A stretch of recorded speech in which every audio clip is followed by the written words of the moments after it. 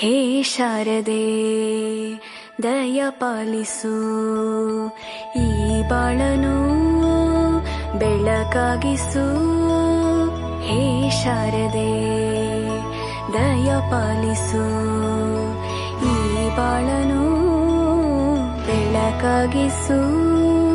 ನಾಳೆಗಳ ದಾರಿಯಲೇ ನಂಬಿಕೆಯ ನೆಲೆಯಾಗಿರಿಸು, ಮುನ್ನಡೆಸು. ಕೈ ಹಿಡಿದು ನಾವಾಡೋ ಪದ ಪದದಲ್ಲೂ ಸಂಚರಿಸು.